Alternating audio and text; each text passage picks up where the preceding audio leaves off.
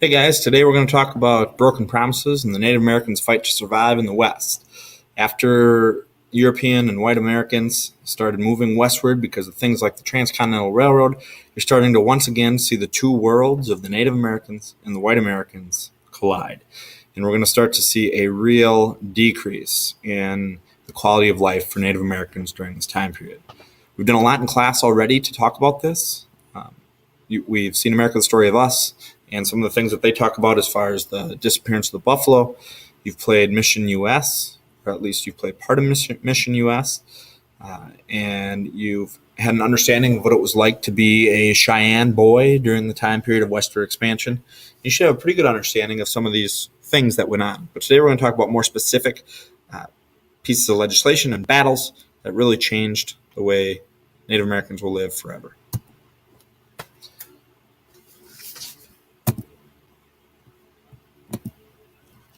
So the first thing, in the 1830s is really when the government relocation of Native Americans first started. We see, got to fix now. In the 1830s, we see the Indian Removal Act being signed, and it was signed by President Andrew Jackson. And this is the law that was responsible for the Trail of Tears, right? Where they took the 5 civilized tribes of the Cherokee, the Choctaw, the Chickasaw, the Creek, and the Seminoles, and they moved them from the southeastern part of the United States here all the way to Oklahoma, which was called the Indian Territory. The idea was it was going to be one great big reservation. That was all great for a while because people thought the Great Plains and this land in the middle of the country was not good for farming until more and more people started to travel west for things like the gold rush because of the Oregon Trail. And as they start passing through this on their horses and in their wagons, they start to realize, wow, these Great Plains might actually be good farmland. We might be able to use this someday. Excuse me. So they started to pressure the federal government to relocate the Native Americans once again. Except for they didn't only want to relocate the Native Americans that were living in Oklahoma. They wanted to relocate all Plains Native Americans so it could be opened up for settlement. So that's what they did. In 1851, the government met with a number of leaders from the Plains Indian tribes like the Sioux and Cheyenne and Arapaho. They met in Fort Laramie, Wyoming, which is actually a fort right along the Oregon Trail. And they signed a treaty. Most of the tribes didn't want to sign this, but they saw no other choice. They figured if they didn't sign it, they may lose all their land and have absolutely nothing.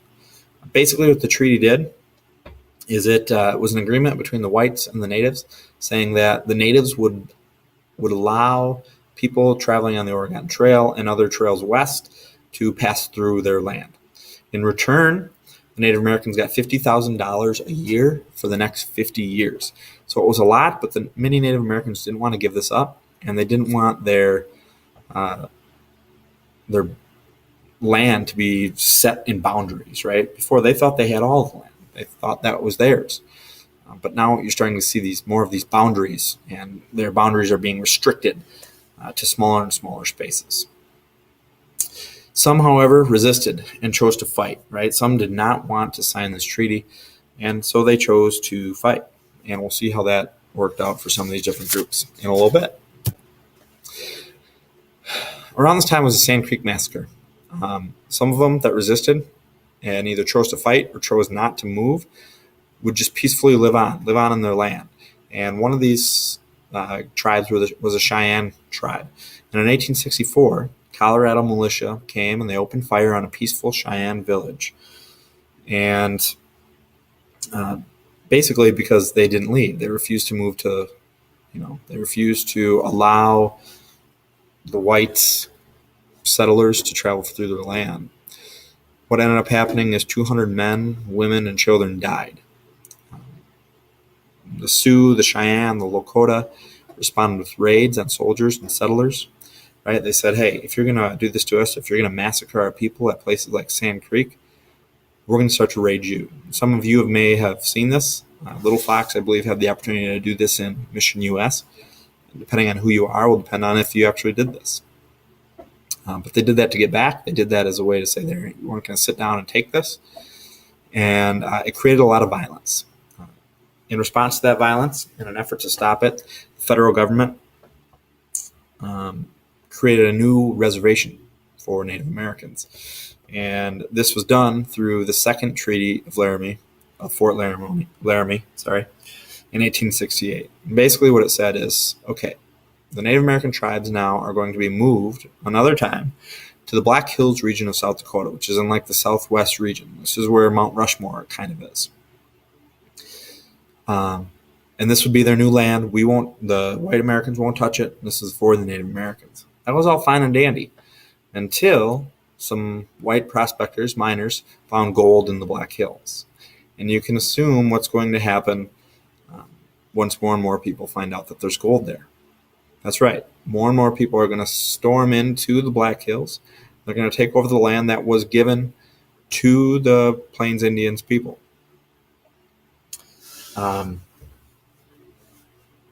Some of these people kind of took it, but others decided, no, we're going to fight back. We're going to push back. We're not going to allow this to happen. So, led by two Sioux chiefs, Crazy Horse and Sitting Bull, these guys fought back. They said, we're not going to let this happen. We're not going to let you come onto our land. We're sick of this. We're done moving. This is ours. Stay off of it.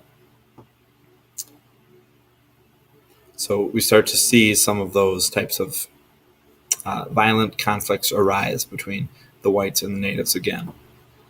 The Treaty of Fort Laramie remains a source of contention. Actually, just about 30 years ago, in 1980, there was a Supreme Court case called the United States Government versus the Sioux Nation of Indians, and it actually ruled in favor of the Sioux, and it granted them over $100 million for the land that was stolen from them. But the Sioux said, no, we're not going to take that money, because if we take that money, we're giving up claim of ownership to this land, and it's no longer ours. So it actually turned down $100 million so that they could still make the claim that this was their land, because that's what they truly believe.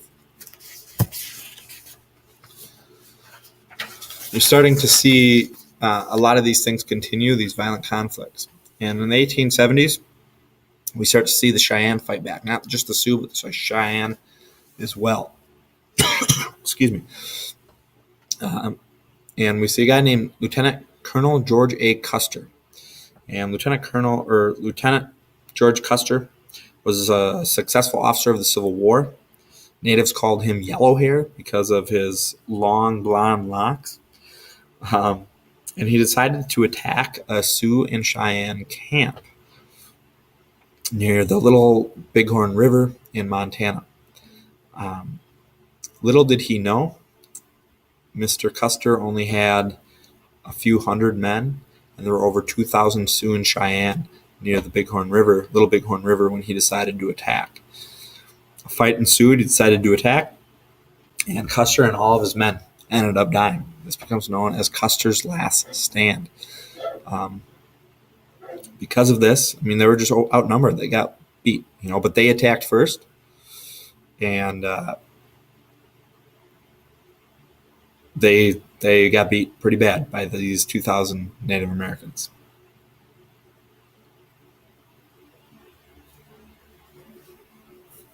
U.S. government steps up military action after this and started to decide, you know what, we're going to take out the people who did this to our soldiers, who did this to our colonel. And you start to see people go on the run. Some of these main leaders, like Crazy Horse and Sitting Bull.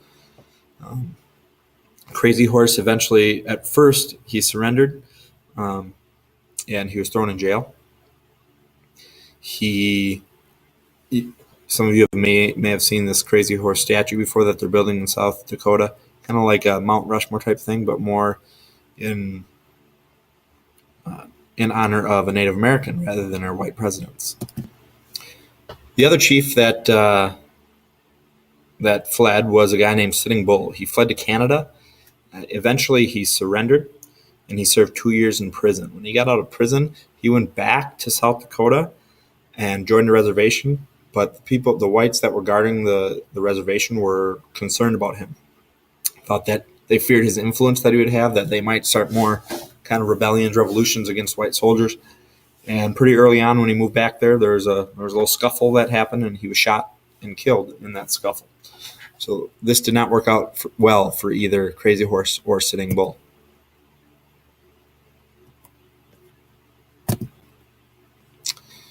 There's also things that happen in the Northwest and Southwest.